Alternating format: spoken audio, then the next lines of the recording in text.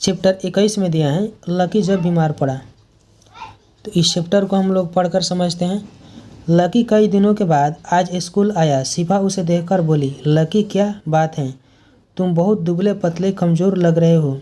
Lucky ने बताया कि उसे मलेरिया हो गया था। आदिल और उसके अन्य साथियों को यह समझ में नहीं आया कि यह मलेरिया क्या होता है। सभी ने सोचा क्यों न चलकर गुरुजी से पूछा जाए। शिफा ने अपने गुरुजी से पूछा, गुरुजी मलेरिया क्या है और कैसे पता चलता है कि किसी को मलेरिया हो गया है। गुरुजी ने कहा, क्यों न पहले हम लोग लकी से ही पूछे कि उसे कैसे पता चला। तो लकी ने बताया कि शुरू में मुझे ठंड लगी और कँपकँपी आई, सिर दर्द भी हुआ, फिर तेज़ बुखार चढ़ा, कुछ समय बाद पसीना आया और बुखार कम हो गया।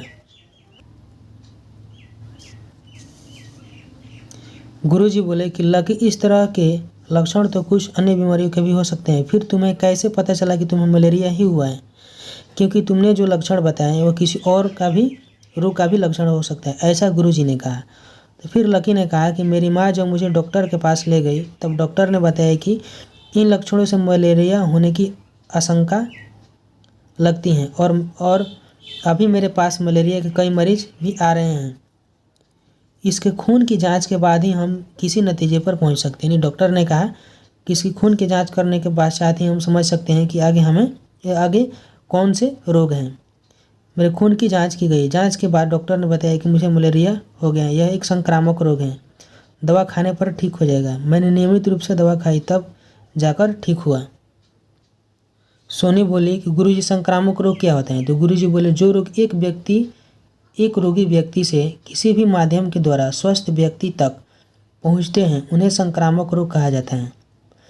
यानी जो रोग एक व्यक्ति से किसी न किसी माध्यम से, यानी किसी व्यक्ति को यदि वह संक्रामक रोग है और उसके संपर्क में दूसरा यदि स्वस्थ व्यक्ति आता है और उसके संपर्क में यदि तीसरा आता है तो उसी के माध्यम से संक्रामक रोग फैल जाते हैं, जिसे संक्रामक रोग कहते हैं। रमेश ने कहा, ये संक्रामक रोग एक व्यक्ति से दूसरे व्यक्ति तक कैसे पहुंचता है।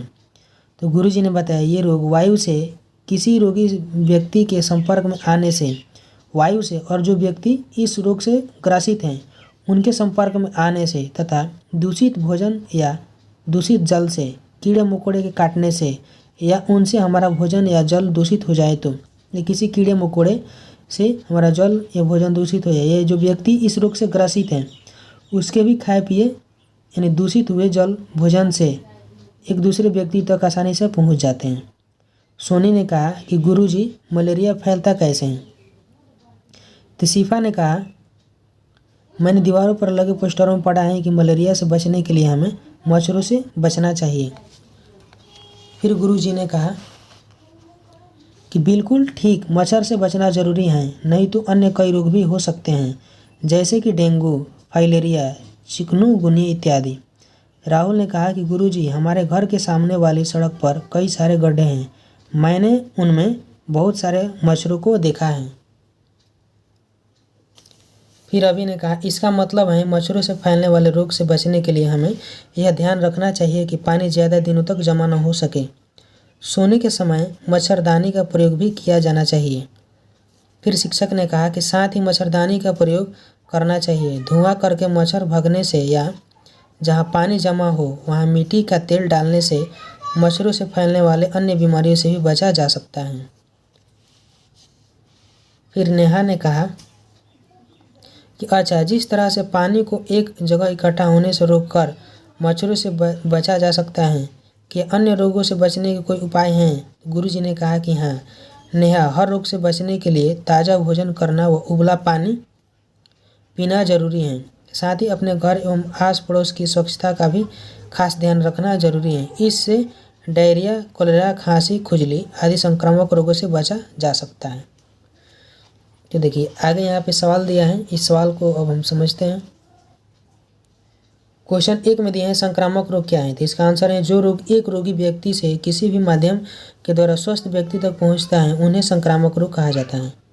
ठीक है। 2 नंबर सवाल है, संक्रामक रोग एक आदमी से दूसरे आदमी तक कैसे पहुंचता है। संक्रामक रोग वायु से किसी रोगी व्यक्ति के संपर्क में आने से, दूषित भोजन या जल से, कीड़े मकोड़े के काटने से, या उनसे हमारा भोजन या जल दूषित हो जाए तो एक से दूसरे व्यक्ति तक पहुंचते हैं। प्रश्न 3 में दिया है, क्या आपने ऐसी जगह देखी है जहां पानी ज़्यादा दिन तक इकट्ठा रहता है और फिर वहां मच्छर हो जाते हैं? ऐसी जगहों का नाम लिखिए। तो इसका आंसर है कि हाँ, मैंने ऐसी जगह देखी हैं। घर या शहरों के आसपास पानी जम जाने के कारण वहाँ मच्छर उत्पन्न हो जाते हैं। इसके अतिरिक्त नालों में भी पानी जमे होने के कारण उसमें मच्छर उत्पन्न होने लगते हैं। ऐसी जगहों पर पानी इकट्ठा ना हो सके उसके लिए आप क्या करेंगे? ऐसी जगहों पर जहाँ पानी इकट्ठा ना हो उसके लिए हम साफ सफाई का विशेष ध्यान रखेंगे तथा नालों में भी जमे पानी का साफ सफाई एवं ध्यान रखेंगे, जिसके कारण इससे होने वाले रोग उत्पन्न ना हो सके। 5 नंबर सवाल है, कौन कौन से रोग एक व्यक्ति से दूसरे व्यक्ति को हो जाता है? संक्रामक रोग, टाइफाइड बुखार, खांसी, एलर्जेटिक रोग, टीबी, एड्स रोग, हैजा इत्यादि, जो एक दूसरे के संपर्क में आने से या किसी व्यक्ति को जो इस रोग से ग्रसित है उसके वायु से संपर्क से आने से एक स्वस्थ व्यक्ति को हो जाता है या अन्य व्यक्तियों तक यह पहुंच जाता है। ये रोग कैसे फैलते हैं लिखिए।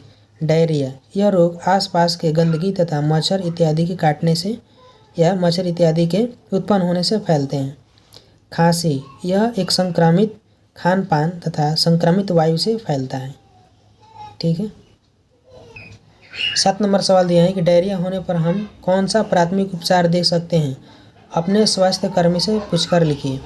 तो इसका आंसर है कि डायरिया होने पर शरीर में पानी की कमी हो जाती है। इसके लिए ORS का घोल पिलाया जाता है और अच्छे उपचार के लिए ग्लूकोज भी चढ़ाया जाता है। प्रश्न 8 में दिया है कि आप अपने साथियों को स्वास्थ्य के प्रति कैसे जागरूक करेंगे? अपने विचार लिखिए। तो इसका आंसर हमने लिखा है कि स्वास्थ्य के प्रति जागरूक होने के लिए फैल रहे संक्रामक रोग तथा अन्य वायरस रोगों के उपचार के लिए हम सभी अपने स्वास्थ्य और आसपास की साफ सफाई का बिल्कुल ध्यान रखेंगे तथा एक दूसरे के संपर्क में आने वाले रोगों से बचने का प्रयास भी करेंगे, जिससे कि हम सभी इस रोग से निजात पा सकें। ठीक है। आगे सवाल दिया है, जब कोई बीमार हो तो आप उनकी क्या मदद करेंगे? तो इसका आंसर हम लिखे हैं कि जब कोई बीमार हो तो सर्वप्रथम उसका प्राथमिक उपचार करेंगे और फिर उसके बाद नज़दीकी डॉक्टरों से इलाज कराने का प्रयास करेंगे। ठीक है। 10 नंबर सवाल दिया है, कोई भी बीमारी से बचने के लिए क्या करना चाहिए? तो इसका आंसर हम लिखे हैं कि कोई भी बीमारी से बचने के लिए पहले हम अपने स्वास्थ्य का ध्यान रखेंगे तथा संक्रमित भोजन, दूषित जल से भी बचने का प्रयास करेंगे और आसपास के कूड़े कचरे तथा दूषित जल इत्यादि से बचने का भी प्रयास करेंगे, जिससे हम किसी भी रोग के चपेट में न आ सके। तो इतना ही हमारा क्वेश्चन था 10 नंबर तक। तो ये क्वेश्चन समाप्त हो गया। फिर उसके बाद इसमें यहाँ तक अंत हो गया। तो 21 चैप्टर तक हमारा पूरा आज कंप्लीट हो गया। तो दोस्तों, यदि यह वीडियो आपको अच्छा लगा हो तो प्लीज़ हमारे चैनल को लाइक और सब्सक्राइब कीजिए। आप सभी को धन्यवाद।